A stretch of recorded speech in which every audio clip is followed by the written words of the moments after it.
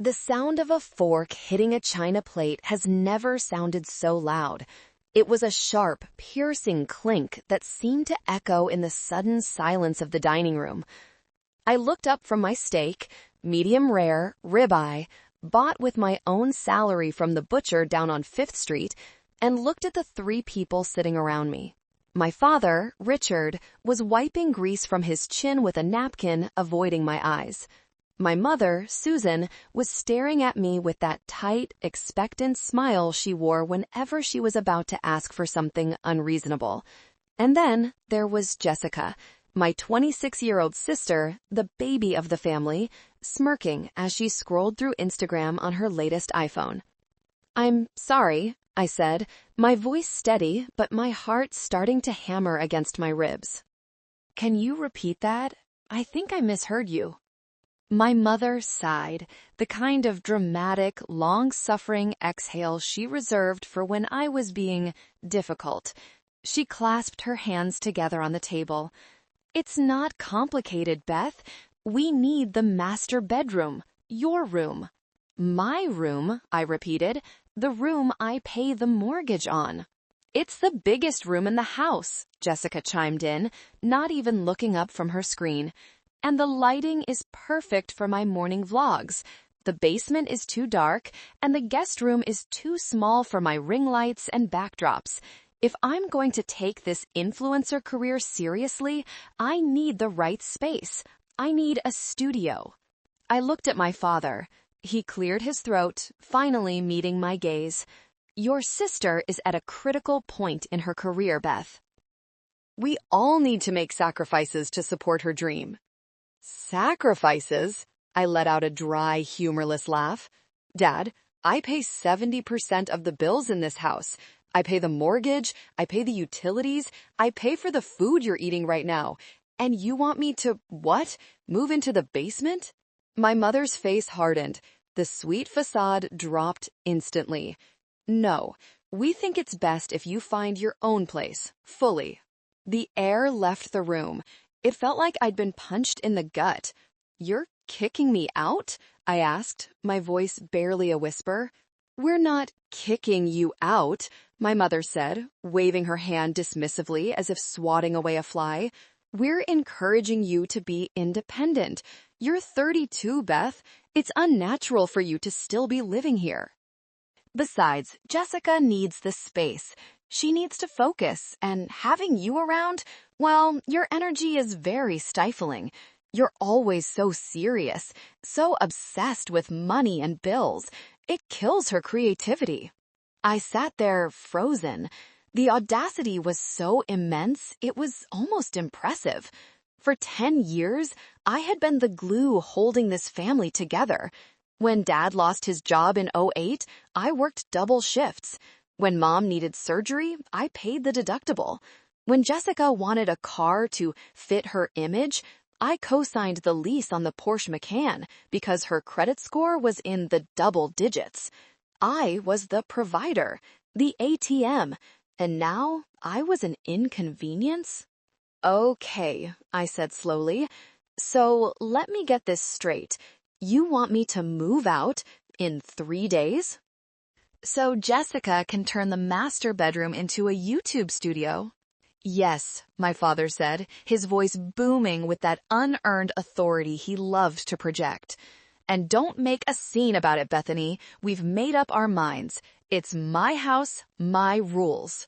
"Your house?" I looked at him. "Your name is on the deed, sure, but my name is on the mortgage refinance because the bank wouldn't touch you with a 10-foot pole 3 years ago." "Don't throw that in our faces," my mother snapped, slamming her hand on the table. "That is what family does. You help each other. Just because you leave doesn't mean your obligations end. You're the one with the high-paying job. You're the one with the promotion. You can afford an apartment and still help us with the payments here. It's the least you can do after we've raised you." There it was, the logic of a parasite. They didn't just want me gone. They wanted my ghost to stay behind and keep writing checks. They wanted the space, but they also wanted the subsidy. I looked at Jessica. She was looking at me now, a smug little grin playing on her lips. She had won. She always won. She was the golden child, the one who chased dreams while I chased paychecks to fund them. She thought this was just another tantrum I would throw before eventually caving in and doing exactly what they wanted. "Fine," I said. The word hung in the air. They blinked, surprised by my sudden capitulation. "Fine?" my dad asked, suspicious. "Yes, fine. It's your house, your rules. If you want me out, I'm out." I stood up, picking up my plate. "I'll be gone in 48 hours. "Good," my mother said, relaxing instantly, picking up her fork again. "I knew you'd see reason. We can turn your room into the studio by Friday. Oh, and Beth, don't forget to transfer the utility money before you go. The electric bill is due on the 15th. I walked to the kitchen, scraped my expensive steak into the trash, and placed the plate in the sink. I didn't scream, I didn't cry, I didn't flip the table. Inside my chest, something had snapped. It wasn't a loud crack, it was the quiet click of a lock turning. The part of me that desperately wanted their approval, the part of me that believed love was something you could buy with loyalty and cash, it just died. I looked at them through the doorway one last time. They were laughing now, talking about paint colors for the new studio. They had no idea what they had just done. They thought they were evicting a daughter. They didn't realize they were evicting their financial lifeline. I walked up the stairs to my room, and pulled my suitcase out of the closet. The next 48 hours were a blur of cardboard boxes and packing tape. I moved with the efficiency of a machine. I didn't engage in their small talk. When Mom tried to show me paint swatches for my walls, I just nodded and kept folding my clothes. When Dad complained that the internet was slow, I didn't offer to fix it like I usually did. I was in business mode. In my job as a project manager, when a project fails, you don't get emotional. You cut your losses. You liquidate assets. You close the account. My family was a failed project. I found a temporary Airbnb on the other side of town.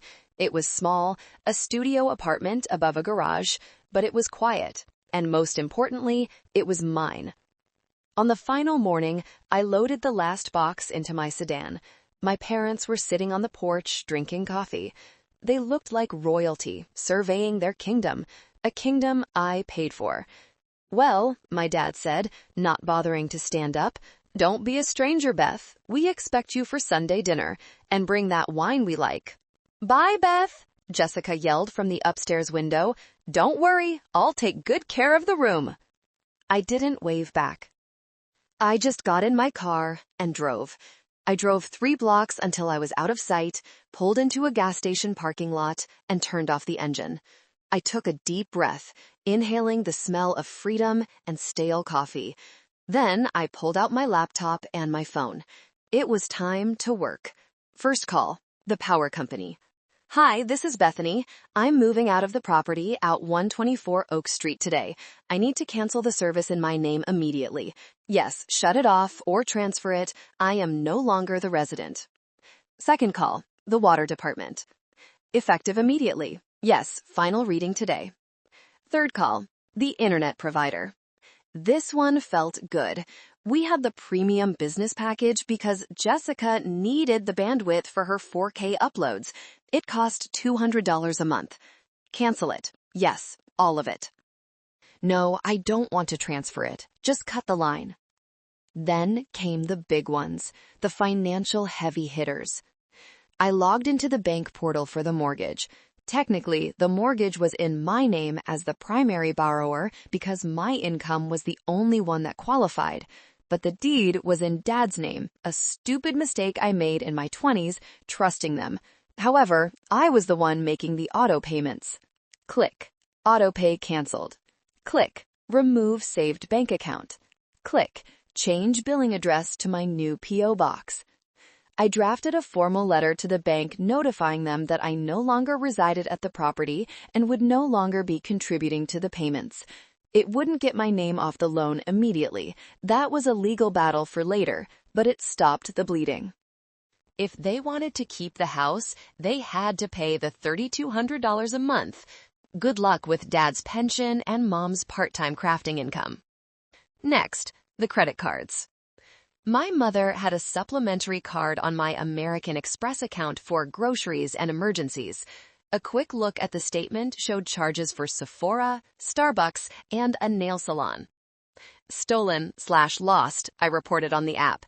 Cancel card immediately. Finally, the Porsche. This was the nuclear option. Jessica drove a Porsche Macan that I had co-signed for. Actually, co-signed is generous. I was the primary borrower, she was just the authorized driver. I paid the insurance, I paid the monthly note of $850. I called the financing company. Hi, this is Bethany.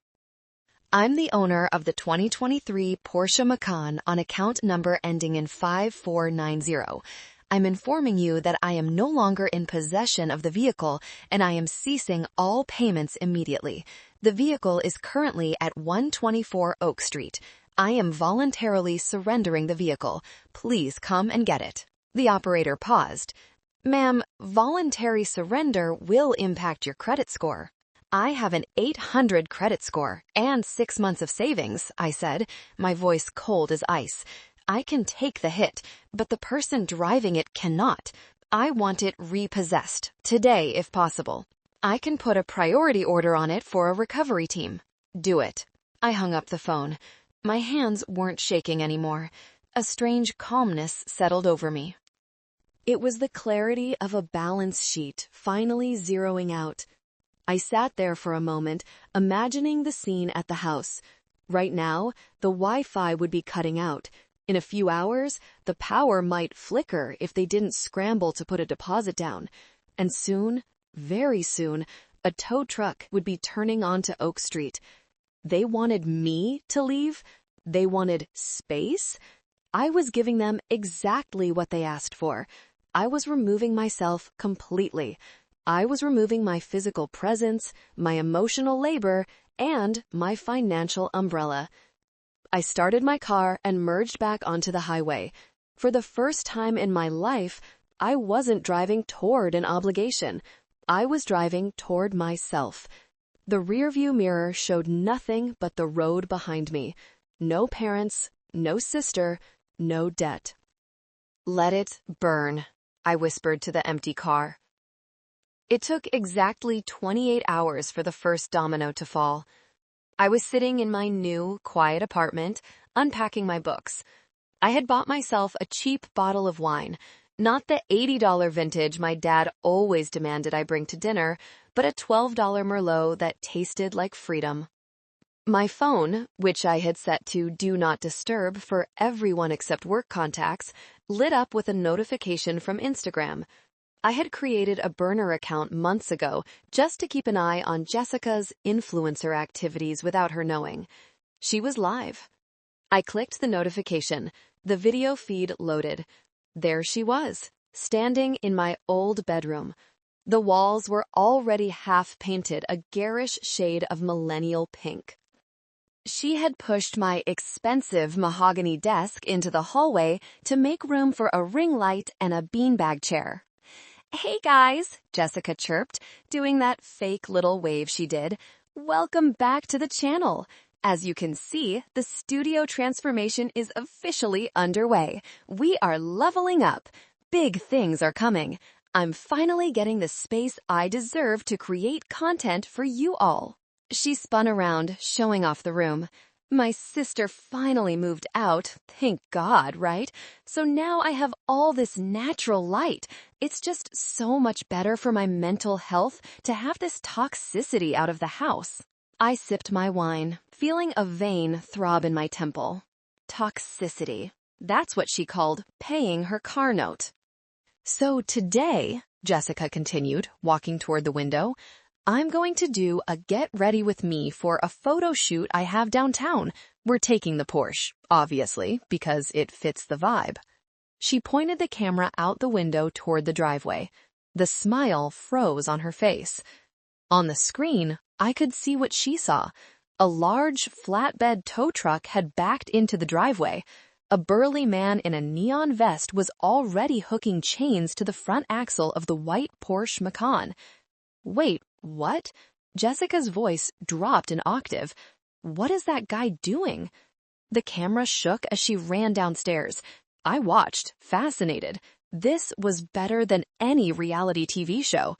Hey! Hey! I heard her screaming as she ran out the front door. The live stream was still running, the phone clutched in her hand, giving me a shaky Blair Witch-style view of the driveway. "Don't touch my car! Get away from my car!" Jessica shrieked. The tow truck driver didn't even look up. He was a professional. He cranked the winch. The Porsche groaned as it was dragged up the inclined bed. "Ma'am, step back," the driver said calmly. "This is theft! I'm calling the police! My dad is going to sue you!" Jessica turned the camera on the driver, shoving the phone in his face. "Say hi to 50,000 followers, you thief! You're going to be famous!" "Check the VIN, lady," the driver said, looking bored. "Repo order. Owner surrendered the vehicle. Non-payment authorization." "Owner?" Jessica sputtered. "I'm the owner. It's my car." "Paperwork says Bethany Miller." She called it in. Said come get it. The silence on the live stream was deafening. Jessica froze. The chat on the screen started exploding with comments. Wait, isn't that her sister? LOL, Repo Man don't care. She doesn't own her own car? Awkward. Beth? Jessica whispered. Then the realization hit her. Her face turned a blotchy red. She screamed, a primal sound of pure entitlement being denied. "Mom, Dad, they're taking the Porsche!" The screen went black as she ended the stream, but the satisfaction I felt was permanent. 5 minutes later, my phone began to vibrate. It wasn't a notification this time. It was a call. Caller ID, Dad. I let it ring. It rang again. Caller ID, Mom. Then, caller ID, Jessica. They called continuously for 30 minutes. I simply watched the phone buzz on the coffee table, sipping my Merlot. I wasn't avoiding them out of fear. I was training them. I was establishing a new boundary.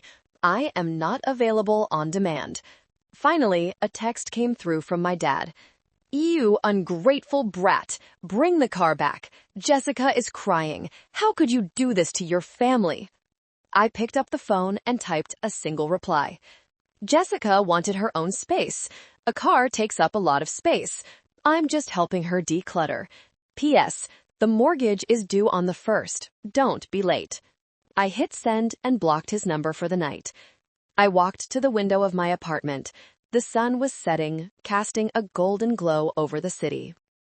Somewhere, miles away, a Porsche was sitting in an impound lot, and a household was in chaos. But here it was quiet. I realized then that the Porsche was just the beginning. That car was a symbol of their false wealth, a status symbol they couldn't afford. By taking it away, I hadn't just inconvenienced them, I had shattered their illusion. And the thing about illusions is, once they start to crack, the whole structure comes down. The car was gone. Next, they would have to deal with the house. And without my salary, that house was a ticking time bomb. I poured another glass of wine. "Cheers to space," I said to the empty room. A week passed. The silence from my end was deafening, but the noise from their end was getting desperate. Since I had blocked their numbers on my cell, they started getting creative. My Aunt Linda, Uncle Gary's wife, called me at work. "Bethany, honey, your mother is beside herself. She says you stole Jessica's car. Is that true?" "I didn't steal anything, Aunt Linda," I said, putting the phone on speaker while I organized my spreadsheets. "I surrendered my own asset to protect my credit. Jessica can buy her own car. She's an influencer, right? She should be rich." "Well, you know it's not that simple," Linda sighed. "Your father is furious. He says the internet is down at the house." "I canceled the plan in my name. They just need to call and set up their own." Beth, they don't have the money for the deposit. They're asking if you can just turn it back on until Dad gets his pension check. No. No? No. I don't live there. I don't pay bills there. Tell them to sell some of the furniture I bought if they need cash. I hung up. It felt cold, yes, but every time I felt a twinge of guilt, I remembered the dinner table. We need the space. You're stifling her creativity. The real storm hit on the 15th of the month. I knew the billing cycles of that house better than I knew my own cycle. The 15th was the big three: electricity, water, and the mortgage grace period ending. I received an email notification from the utility company, since my email was still linked to the address history. Service alert. Disconnection notice for 124 Oak Street. Payment past due. It seemed they hadn't set up a new account. They probably assumed I was bluffing. They probably thought, Beth never lets the lights go out. She'll pay it at the last second. Not this time. That evening, I got an email from my dad. Subject line: urgent family meeting. The body of the email was all caps. Bethany, the power is off. The food in the fridge is spoiling. Jessica cannot upload her videos. This has gone too far. Come home and fix this, and we can discuss a repayment plan for the car. We are willing to forgive you. Willing to forgive me? The narcissism was breathtaking. They were sitting in the dark, eating warm yogurt, and they were offering to forgive me for stopping the gravy train? I didn't reply. Instead, I opened my banking app. I looked at my savings account. For the first time in 5 years, the number had gone up significantly this month. Without the mortgage, the car note, the utilities, the groceries for 4 people, and Jessica's allowance, I had saved nearly $4,500 in a single month. It was shocking. I had been drowning for so long, I didn't realize how heavy the anchor was until I cut the rope. But the real blow came 3 days later. A letter arrived at my P.O. box. It was forwarded mail from the bank holding the mortgage. Notice of missed payment. Amount due, $3,250. Late fees applied. My heart skipped a beat. This was the one danger zone. My name was still on that loan. If it defaulted, my credit would take a hit. I had prepared for this, though. I had spoken to a financial advisor. I had enough savings to survive a credit dip, but I needed to force a sale of the house to get my name off it permanently. To do that, the house had to be in distress. I took a picture of the letter and emailed it to my father. Dad, the mortgage is unpaid. The bank will begin pre-foreclosure proceedings in 90 days. If you cannot afford the house, you need to list it for sale immediately. I will sign whatever is needed to facilitate the sale. His reply came 2 minutes later. I am not selling my house. I built this family here. You need to pay your share. You are on the loan. If it goes down, you go down with us. He was holding my credit score hostage. It was a game of chicken. He thought I would blink first because I had more to lose. He thought I cared about my immaculate financial reputation more than I cared about my dignity. He was wrong. I replied, my credit can recover. Your retirement cannot. If the bank takes the house, you walk away with nothing. No equity, no home. If we sell now, you might salvage $50,000. It's simple math, Dad. Tick-tock. I closed the laptop. My hands were trembling slightly, not from fear, but from adrenaline. I was playing a dangerous game, but for the first time, I was the one holding the controller. They were realizing that the space they demanded was actually a vacuum, and in a vacuum, you can't breathe. That night, I slept soundly. I dreamed of numbers, beautiful, black, positive numbers. But I knew the war wasn't over. They were desperate animals now, cornered and hungry. And desperate animals bite. I just didn't expect them to try and bite me using the legal system. Living in a studio apartment was liberating, but it was lonely. I had cut off my family, which meant I had also cut off the few connections I had to my past. Then, on a rainy Tuesday, there was a knock on my door. I opened it to find a soaking wet woman standing there in a Chanel raincoat holding a cane with a silver handle. "Well," Grandma Eleanor said, shaking off her umbrella, "are you going to invite me in, or do I have to stand here until my arthritis rusts my knees together?" "Grandma," I ushered her inside. "How did you find me?" "I have my ways," she winked, "and I have money." Private investigators are surprisingly affordable when you don't have grandkids to buy Christmas presents for anymore. Grandma Eleanor was my mother's mother, but she was nothing like Susan. Eleanor was sharp, wealthy, and had a tongue like a whip. She had distanced herself from my parents years ago. I always thought it was because she was cold. Now I realized it was because she had boundaries. She sat on my cheap IKEA sofa, looking around the small room with approval. "Cozy, clean, smells like self-respect. I like it." "It's not much," I said, making her tea. "It's yours," she corrected. "That's what matters." She took the tea and looked at me seriously.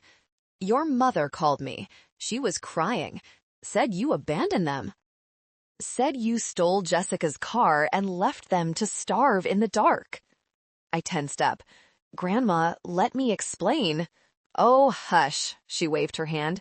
"I know Susan. If her lips are moving, she's manipulating. I didn't come here to scold you, Bethany. I came here to give you ammunition." "Ammunition?" She reached into her oversized designer handbag and pulled out a thick, yellowed envelope. She placed it on the coffee table. "Your father thinks he's the king of that castle on Oak Street," Eleanor said, her eyes glinting. "He likes to brag about how he bought that house, how he provided for the family." "Yeah," I muttered. "I've heard the speech 1,000 times. Well, Richard has a selective memory. 30 years ago, when they bought that place, they didn't qualify for a loan. Richard had gambled away their down payment. Did you know that?" I shook my head, stunned. "Of course not. They paint him as a saint. I bailed them out." Eleanor tapped the envelope. "I lent them $80,000 for the down payment and closing costs. And because I didn't trust Richard as far as I could throw him, I made them sign a second lien on the deed, a private promissory note." She opened the envelope and slid a document toward me. It looked old, typed on a typewriter, but the signatures were clear. Richard Miller, Susan Miller. "The agreement was simple," Eleanor explained. "They were supposed to pay me back $500 a month until the debt was cleared. Do you know how many payments they made?" "How many?" "4, Eleanor smiled grimly. "Then Susan got pregnant with Jessica, and it was all, 'Oh, things are tight, Mom, and we'll pay you next year.' I let it slide because I didn't want to evict my own daughter. But I never forgave the debt, and I never removed the lien." I looked at the document. The numbers swirled in my head. $80,000, plus 30 years of interest? "Grandma," I whispered, "does this mean—" "It means," she leaned forward, "that legally they can't sell that house without paying me first. And it means that if I choose to call in the debt, which is currently in default, I can force a foreclosure faster than the bank can."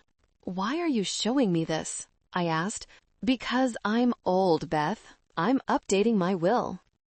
I was going to leave everything to charity because I refuse to fund your sister's vanity projects or your father's ego. But seeing you stand up to them, seeing you finally grow a spine, she reached out and patted my hand. Her skin was paper thin, but her grip was strong. It reminded me of me. She pushed the document closer to me. "I'm assigning this note to you, Bethany. I've already spoken to my lawyer. As of this morning, you are the holder of the debt." My jaw dropped. "Grandma, I can't." "You can, and you will." She stood up, smoothing her raincoat. They kicked you out of the house you were paying for? Fine. Now you own the debt on the roof over their heads. You hold the leverage now, darling. Use it. I stared at the papers. It was a weapon. A nuclear weapon made of paper and ink. Why now? I asked as she walked to the door. She looked back, her eyes softening for just a moment. Because people like Richard and Susan rely on the silence of good people. They think love means endless rescue. It's time they learned that love also means consequences. She opened the door. Oh, and tell that lawyer of yours, Sarah Vance, isn't it? I hear she's excellent. Tell her to give me a call. We have strategizing to do. After she left, I sat in the silence for a long time. I touched the signatures on the paper. My parents had lied about everything. Their wealth, their ownership, their stability. It was all a house of cards built on other people's money. First, I took the car. Now, I held the keys to the castle. But I wasn't going to use it yet. I was going to wait. I was going to let them dig their hole a little deeper. A month passed. The calendar flipped, and with it, the facade of the perfect family on Oak Street began to crumble visibly. I drove by the house once, late at night, just to see. It looked like a different property. The lawn, which I used to pay a landscaping service $150 a month to maintain, was overgrown. Weeds were choking the rose bushes my mother loved but refused to water herself. The lights were on, but dim. I noticed the flickering blue glow of a TV in the living room. They must have scrambled enough cash for a basic cable deposit, or maybe they were stealing Wi-Fi from the neighbors. But the most telling detail was the driveway. My dad's pride and joy was his Ford F-150 King Ranch Edition. He washed it every Sunday. He parked it diagonally to show it off. It was gone. In its place sat a rusted, dented Honda Civic that looked like it was from 1998. I felt a surge of schadenfreude, that dark, shameful pleasure derived from the misfortune of others. But was it shameful, or was it just justice? Dad had to sell his truck, the truck he loved more than he loved my financial security. He had to sell it to pay the bills I stopped paying. The reality of their lifestyle was catching up to them. I received updates through the grapevine. My cousin Derek texted me. "Dude, what is going on at your house? Uncle Richard asked me for a $500 loan, said he needed it for groceries. Is he gambling again?" I replied, "No. He just lost his ATM. Me." I also checked Jessica's social media. It was a train wreck. She couldn't post her usual high-quality content because she had no photographer, me, no lighting director, me, and no high-speed internet. Her latest post was a blurry selfie in the bathroom mirror with a caption, "Going through a really toxic situation right now. Family betrayal is real. Please buy my merch, link in bio. I need your support to fight off the haters." The comments were turning on her. User 12. "Where's the Porsche?" Hater girl, I thought you were rich. Why are you begging for merch sales? Real talk, your sister exposed you. Lol. They were suffering. It was undeniable. But instead of humbling them, the suffering was making them meaner. I received a voicemail from my mother on a Tuesday afternoon. I didn't answer, but I listened to the recording. Her voice was trembling, shifting between tears and rage. "Bethany, I know you're listening. This is cruel. Your father is depressed. He sits in his chair all day. We had to sell the truck. Do you hear me? We sold the truck, all because of your selfishness. If you had just moved out and kept paying your share, none of this would have happened. You have destroyed this family. I hope you're happy with your empty apartment and your cold heart. God is watching you." "God is watching," I whispered to myself, deleting the voicemail, "and I hope he's taking notes on your math skills, Mom." I was doing well at work. My boss, Mr. Henderson, noticed my increased focus. "You seem lighter, Beth. he said during our weekly review. Your productivity is up 20%. You're staying late, but you don't look tired. I dropped some dead weight, I told him. Well, it suits you. We're looking at that senior project manager role for Q3. I think you're ready. A promotion. That meant a salary increase, another $15,000 a year. In the past, my first thought would have been, oh good, I can finally fix the roof on the parents' house. Now my thought was, I can max out my 401k and take a vacation to Italy. But the peace couldn't last forever. I knew that. When parasites realize the host is gone, they don't just die quietly. They try to find a way to latch back on, or they try to kill the host out of spite. The attack came in the form of a letter, not a text, not an email. A formal letter on heavy, bonded paper delivered to my office. Uncle Gary, of course, Dad's younger brother. He was a lawyer in the loosest sense of the word. He mostly handled slip and fall cases and drunk driving defenses in strip mall offices, but he was family and he was as greedy as they were. I read the letter and my blood ran cold. Re-A, demand for spousal and familial support, promissory estoppel.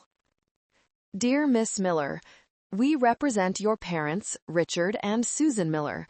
It has come to our attention that you have abruptly terminated financial support upon which your parents have relied for over a decade. Under the doctrine of promissory estoppel, your history of payments constitutes a verbal contract of lifetime care. Furthermore, we are preparing a civil suit for emotional distress and elder abuse/abandonment. We demand immediate reinstatement of mortgage payments and a lump sum settlement of $50,000 for pain and suffering. See you in court. I lowered the letter. They were suing me. My own parents were suing me because I stopped paying their bills. I looked out the window of my office. The fear I expected didn't come. Instead, a cold, hard rage settled in my stomach. Okay, I said. You want to bring the law into this? You want to talk about contracts and debts? I reached into my bag and touched the yellowed envelope Grandma Eleanor had given me. Let's go to court. The audacity of the lawsuit was breathtaking, but it was Uncle Gary's involvement that really twisted the knife. Gary had always been the cool uncle at barbecues, the one who slipped me a $20 bill when I was a kid. I didn't realize until now that the $20 probably came from Grandma Eleanor's purse when she wasn't looking. I sat in my apartment staring at the legal threat, promissory estoppel. It was a fancy way of saying, you did it for so long, we assumed you'd do it forever. I needed a lawyer, a real one, not a strip mall ambulance chaser like Gary. I asked around at work. Mr. Henderson recommended a woman named Sarah Vance. She's a shark, he told me. She handles high-conflict divorces and estate battles. She doesn't lose. I met Sarah Vance 2 days later. She was a striking woman in her 50s, with silver hair cut in a sharp bob and glasses that looked like they cost more than my car. I laid everything out on her mahogany conference table, the mortgage statements, the utility bills, the text messages, and finally, Gary's letter. Sarah read Gary's letter and actually laughed. It was a dry, terrifying sound. This is garbage, she said, tossing the letter down. Gary Miller? I know him. He's been sanctioned by the Bar Association twice for incompetence. He's bluffing, Bethany. There is no legal standing for familial support of able-bodied adults in this state unless there's a written contract. They say my history of paying is the contract, I said nervously. That's not how it works. That's called a gift. You can stop giving gifts whenever you want. She leaned forward. However, the fact that they are trying this means they are desperate. They want to scare you into settling. They want a check to make this go away. I'm not writing them a check, I said firmly, not for a single cent. Good. Sarah smiled, and it was the smile of a predator seeing prey. Then we don't just defend. We counterattack. Do you have any leverage? I reached into my bag and pulled out Grandma Eleanor's promissory note, the one from 1994, the secret second mortgage. I slid it across the table. My grandmother gave me this. She assigned the debt to me last week. Sarah picked up the document. Her eyes scanned the page, widening slightly. She whistled low. This? This is a smoking gun, she whispered. A valid lien on the property, defaulted for 30 years, with compounded interest? She did a quick calculation on a notepad. Bethany, they owe you, technically, over $200,000 against the equity of the house. Can we use it? Use it? We're going to bury them with it. Sarah tapped the paper. But first, we let them play their hand. Let them drag us to mediation. Let them state their demands on the record. Then, when they think they have you cornered, we drop the hammer. I left her office feeling invincible, but the emotional toll was heavy. That night, I went on a date. His name was Liam. We had met on a dating app a month ago, right before the eviction. He was an architect, calm, kind, and irritatingly well-adjusted. We were sitting in a quiet Italian restaurant. I was distracted, checking my phone for more threats from Gary. "Hey," Liam said, reaching across the table to touch my hand. "You're somewhere else. Is it the family stuff?" I sighed. My uncle is suing me. My parents are trying to claim I abandoned them. It's humiliating, Liam. Who has a family like this? Liam looked at me with soft eyes. "Beth, you're not them. You know that, right? You're the one who got out. You're the survivor." "I feel like a villain," I admitted, leaving them in debt, watching them fail. "You didn't leave them in debt," Liam corrected me. "You returned the debt to its rightful owners. You were carrying their luggage for 10 years.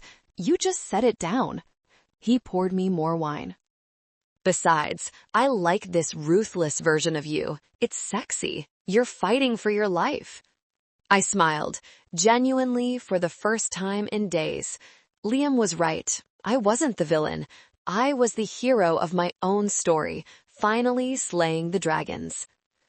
The next morning, I got a text from Aunt Linda, Gary's wife. This was unexpected. Linda usually did whatever Gary told her. "Bethany, can we talk? Gary doesn't know I'm texting you." I called her. "Aunt Linda?" Her voice was hushed. "Beth, listen to me. Gary is pushing this lawsuit because he's broke. He gambled away their savings on crypto last year. He thinks if he wins a settlement from you, he can take a cut and pay off his own debts. He's using your parents." "I knew it," I muttered. "Does Dad know?" "Your dad is just happy someone is telling him he's right. But Beth, Gary is playing dirty. He's going to try to subpoena your work emails. He wants to embarrass you professionally, to force you to settle." My blood boiled. They were going to try to ruin my career, the career I built from scratch? "Do you have proof, Linda?" I asked. "Proof of Gary's debts?" "I found his bank statements," she whispered. "I can send you photos. Just don't tell him I helped you. I'm planning to leave him, but I need time." "Send them," I said. "And Linda, thank you." 10 minutes later, images appeared on my phone.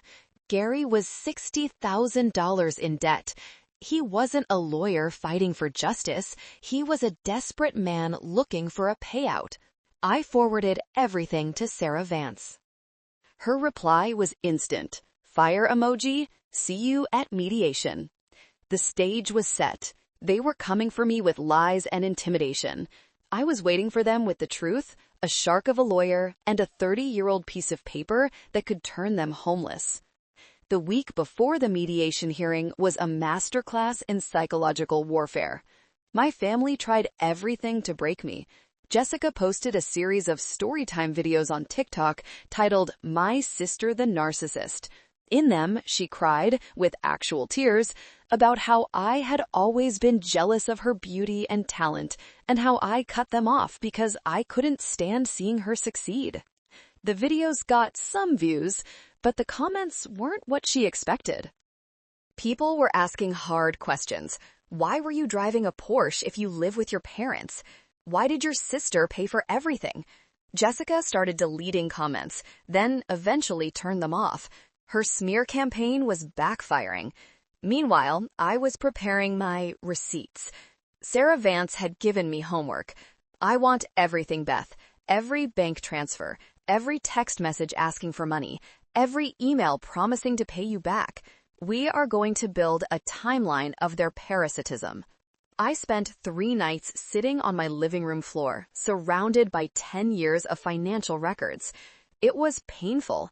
Looking at the numbers in black and white made me sip. 2018, $4,000 for mom's dental emergency. She got veneers.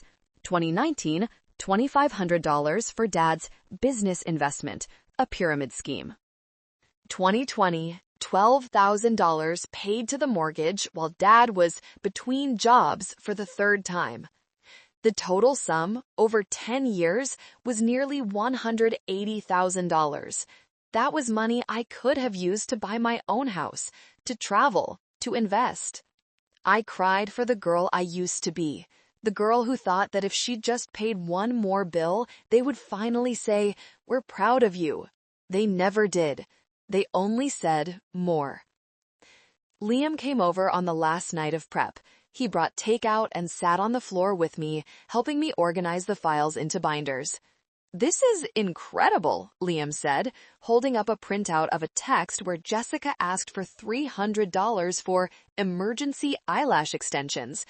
"You literally funded their entire existence." "I was stupid," I said, wiping my eyes. "No," Liam said firmly, "you were conditioned. They trained you to be this way since you were a kid. Breaking that training is the hardest thing a person can do. And look at you, you're doing it." He kissed my forehead. "You're going to destroy them tomorrow." The morning of the mediation dawned gray and rainy. It felt fitting. I dressed in my best suit, a sharp navy blazer and tailored trousers. I wore heels that clicked loudly on the floor. I wanted to look like the successful professional I was, the woman they claimed owed them a living. I met Sarah Vance outside the courthouse. She looked impeccable. She was holding a thick binder labeled Miller v. Miller Defense Exhibits. "Ready?" Sarah asked. "Ready," I said, but my hands were shaking. "Remember," Sarah said, adjusting her glasses, "they are going to try to trigger you. They will cry. They will yell. They will try to make you feel like a small child again. Do not engage. You look at me. You let me talk. You are the CEO of your life today. They are just disgruntled former employees." I nodded, taking a deep breath. Disgruntled former employees. I liked that. We walked into the conference room. They were already there. Dad was wearing a suit that was too tight for him, looking red-faced and angry. Mom was dressed in black, clutching a tissue, looking like she was attending a funeral. Jessica was there, wearing sunglasses indoors, looking bored but anxious, and Uncle Gary sat at the head of their side of the table, shuffling papers, trying to look important. When I walked in, nobody looked at me. The air in the room was thick with hostility. "Let's begin," the mediator said. He was a tired-looking man who clearly wanted to be anywhere else. Gary cleared his throat. "We are here to discuss the abandonment of Richard and Susan Miller by their daughter, Bethany. We are seeking reinstatement of the status quo regarding the housing payments plus damages." Sarah Vance didn't even look up from her notes. She just opened her binder. The sound of the metal rings snapping open echoed in the room. "We are here," said, her voice cool and sharp as a scalpel, "to discuss why my client, Bethany, will not be paying you a single dime. And furthermore, we are here to discuss when your clients will be vacating her property." Dad's head snapped up. "Her property? It's my house." Sarah smiled. It was the smile of a shark sensing blood in the water. "Is it, Richard?" she asked softly. "Are you sure about that?" I sat back in my chair and crossed my arms. The shaking in my hands had stopped. The fear was gone. All that was left was the anticipation of the fall. Showtime, I thought. The mediator, Mr. Clark, cleared his throat. He looked like a man who had seen too many family arguments and drank too much stale office coffee. He gestured toward Uncle Gary. "Mr. Miller, since you are the plaintiff, please state your case. What exactly are you asking for?" Uncle Gary stood up, buttoning his suit jacket. He looked nervous. He knew he was out of his depth, but he had to perform for his audience, my parents. "Thank you," Gary stammered, shuffling his papers. "We are here because Bethany Miller has committed a grave injustice. For over 10 years, she established a precedent of support. My clients, her parents, built their lives around this support. By abruptly cutting them off, she has caused them severe financial distress and emotional trauma. We are asking for a monthly stipend of $3,000 to maintain the household, plus punitive damages for the shock of the abandonment." My father nodded vigorously, crossing his arms. "She left us to rot," he muttered, loud enough for everyone to hear. "Ungrateful." Mr. Clark turned to Sarah Vance. "Ms. Vance, your response?" Sarah didn't stand up. She didn't need to. She sat perfectly still, her hands clasped on top of the thick black binder in front of her. "My client," Sarah began, her voice calm and terrifyingly polite, "is not a spouse. She is not a parent to these people. She is their child. In the state of Ohio, an adult child has no legal obligation to support able-bodied parents. The fact that she did so for a decade is evidence of her generosity, not a contract of servitude." "But she promised," my mother blurted out, tears welling up in her eyes instantly. "She always said she would take care of us. We raised her. We gave her everything." Sarah turned her head slowly to look at my mother. "Did you give her everything, Mrs. Miller, or did she pay for everything?" Sarah opened the binder. "Exhibit A," she said, sliding a spreadsheet across the table toward the mediator. "This is a comprehensive list of every bill Bethany has paid since she was 22 years old. Mortgage, utilities, cars, groceries, vacations, medical bills, cosmetic procedures." She paused, letting the word cosmetic hang in the air while looking at my mother's veneers. "The total comes to $178,000, Sarah continued. "If this was a contract, as you claim, then where is the consideration? What did Bethany receive in exchange for this money?" "She got to live in my house," my father shouted, slamming his hand on the table. "She lived under my roof." Sarah didn't flinch. "A roof she was paying for, Mr. Miller. According to market rates, rent for a single room in that area is $600. Bethany was paying nearly $3,000 a month." "That's not rent. That's a subsidy." Uncle Gary tried to intervene.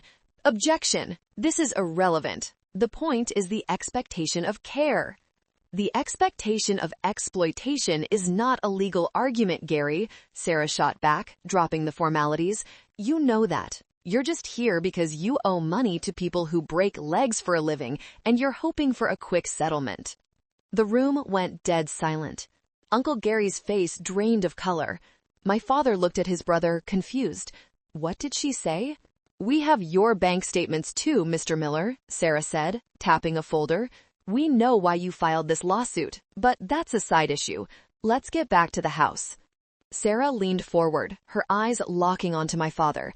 "You claim it's your house, Richard.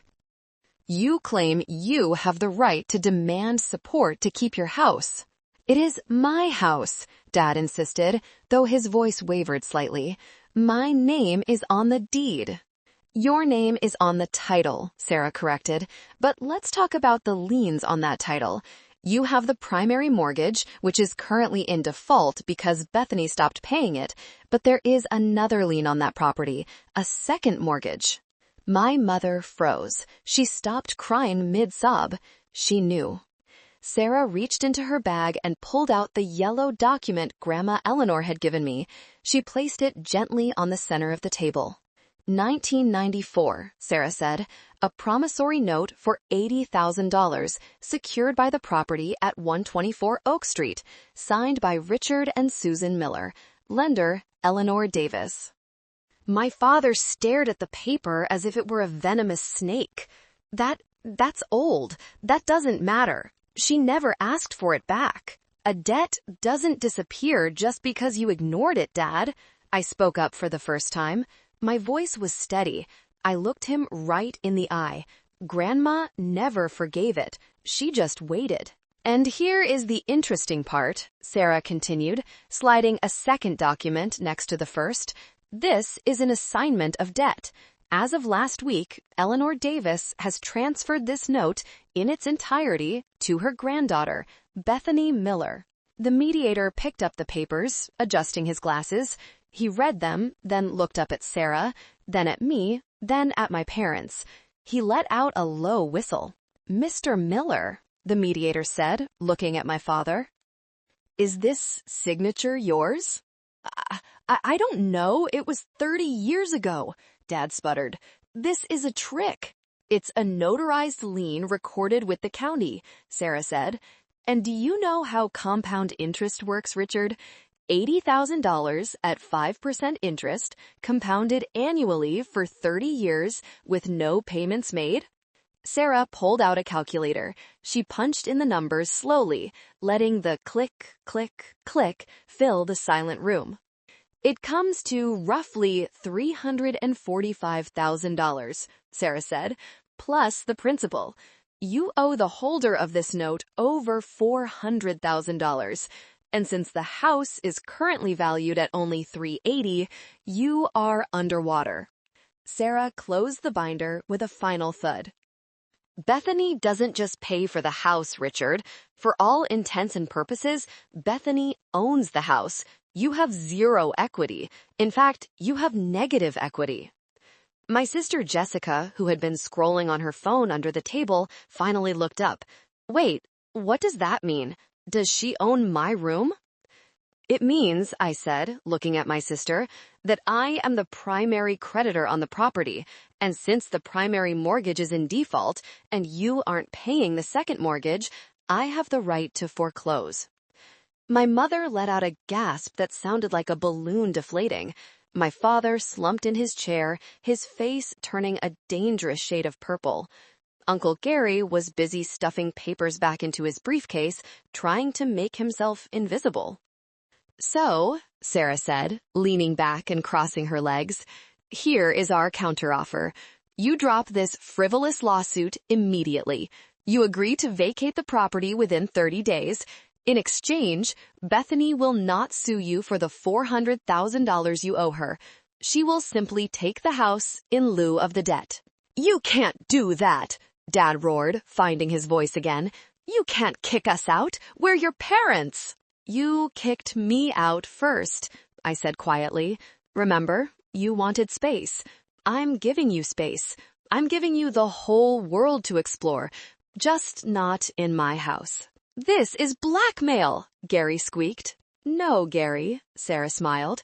"This is foreclosure, and I suggest you advise your clients to take the deal. Because if we go to court, I will take the house and I will garnish their wages for the rest of their lives to pay off the balance. Do you really want to roll those dice?" The mediator looked at my parents. "If these documents are valid, and they appear to be, Miss Vance is correct. You are in a very precarious position. If I were you, I would listen to the offer." My mother looked at me. For the first time, I didn't see the manipulator. I didn't see the bully. I just saw a woman who had spent her whole life pretending to be something she wasn't, realizing the costume was being ripped off. "Bethany," she whispered, "please." It was the first time she had said please without following it with a demand. I looked at her. I felt a pang of sadness deep in my chest. But then I remembered the dinner table. I remembered the text messages calling me a vulture. I remembered Jessica laughing as the tow truck took the car. 30 days, I said. That's more time than you gave me. I stood up. I'll send the boxes. Walking out of that conference room felt like stepping out of a heavy, pressurized suit. The air in the hallway was cooler, cleaner. Sarah Vance walked beside me, snapping her briefcase shut. That, she said, checking her watch, was a slaughter. I almost feel bad for Gary. Almost. Do you think they'll take the deal? I asked. They have no choice. Your father is proud, but he's not suicidal. He knows the math. He knows he's broke. They'll sign. She was right. By 5 p.m. that day, Uncle Gary sent the email. They accepted the terms. They agreed to vacate 124 Oak Street by the end of the month in exchange for a full release of the debt. The news hit the family like a grenade. I didn't have to see it to know it was happening. My phone blew up with texts from extended family members, cousins, aunts, people I hadn't spoken to in years. Cousin Derek, did you really evict your parents? That's savage. Aunt Linda, Gary is packing his bags. I kicks him out too. Thank you for the proof, Beth. You saved me. But the most satisfying reaction came from Jessica. Since she had blocked me on her main account, I watched from my burner. She posted a tearful video titled, "We are being forced into homelessness." My sister, Jessica sobbed, wiping at dry eyes, has used a legal loophole to steal our family home. My studio. My safe space. It's all being taken away. We have 30 days to pack up our entire lives. I don't know where we're going to go. Please, if you can donate to the GoFundMe in my bio, anything helps. I clicked on the GoFundMe link. Goal, $10,000. Amount raised, $45. The comments were brutal. User 88. Wait, didn't you say last week she was broke and jealous? Now she owns the house? Which is it? Truth Seeker. Why don't you get a job instead of begging? Repo Man Fan. This is karma for the Porsche.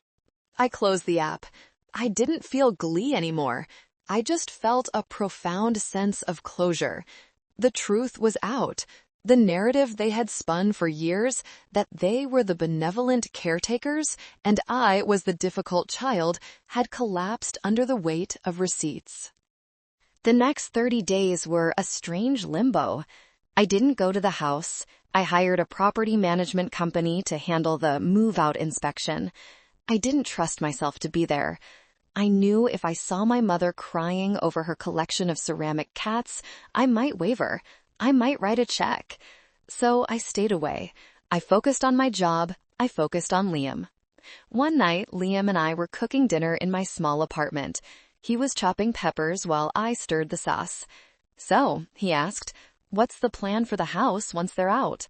I don't know, I admitted. Sell it? Burn it down? Don't burn it, he laughed. The market is too good. Why don't you keep it? Renovate it. Change the energy. Make it an investment property. I don't know if I can walk in there without feeling sick, I said. That's because it's still their house in your head, Liam said, putting the knife down. You need to make it yours. Paint the walls. Tear out that carpet they loved. Exorcise the ghosts with a sledgehammer. I looked at him. He was right. Why should I let them ruin the asset I had paid for? That house represented my blood, sweat, and tears. I deserved to reclaim it. Okay, I said. Sledgehammers it is. On the final day of the 30-day notice, I received a text from the property manager. Keys are on the counter. The tenants have vacated. Property is secure. I drove over. The street looked the same. The neighbors were still mowing their lawns. But the driveway of 124 Oak Street was empty. No rusted Honda Civic, no Porsche, just oil stains on the concrete. I unlocked the front door. The silence hit me first. For 30 years, this house had been filled with noise. the sound of the TV blaring Fox News, the sound of my mother complaining on the phone, the sound of Jessica filming her TikToks, the sound of my father yelling about politics. Now, it was just quiet. They had taken everything that wasn't nailed down. The curtains were gone, the light bulbs were missing from the sockets. They even took the toilet paper holder from the bathroom. I walked into the kitchen. The fridge was open and empty, a puddle of water on the floor where they had unplugged it but didn't clean it. I walked up the stairs to the master bedroom, my room, the room that started it all. The walls were half painted that awful pink Jessica wanted. There were scuff marks on the floor where they had dragged the furniture out. I stood in the center of the room. I thought I would feel sad. I thought I would miss them. But as I looked around at the empty shell of a house, I realized something profound. They were never my family.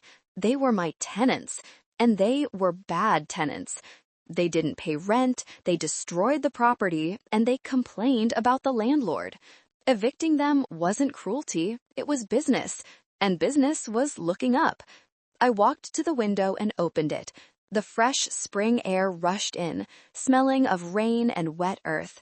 I took a deep breath, filling my lungs with the oxygen that used to be consumed by their demands. "It's mine," I said aloud. The echo bounced off the bare walls. "It's finally mine." The renovation process was therapeutic. I took Liam's advice and hired a contractor, not a friend of my dad's, but a professional I found myself. We tore out the dusty beige carpets that held 30 years of family secrets. We knocked down the wall between the kitchen and the dining room to open up the space my parents always said was fine the way it is. I painted the walls a crisp, clean white. I installed modern fixtures. I turned Jessica's studio into a reading nook with floor-to-ceiling bookshelves. Every swing of the hammer felt like I was breaking a link in the chain. During the renovation, I heard about where they ended up. Small towns talk, and gossip travels faster than light. They had moved into a 2-bedroom apartment in a rundown complex on the edge of town. It was all they could qualify for with their credit scores and no cosigner. My mother had to get a job. She was working as a greeter at Walmart. I saw her once, from a distance, when I went to buy paint supplies. She looked tired. She wasn't wearing her fake pearls. She was wearing a blue vest and comfortable shoes. I almost walked over to her. Almost. But then I saw her snap at a customer for asking a question, and I realized the toxicity was still there. It just had a new location. My father was delivering pizzas.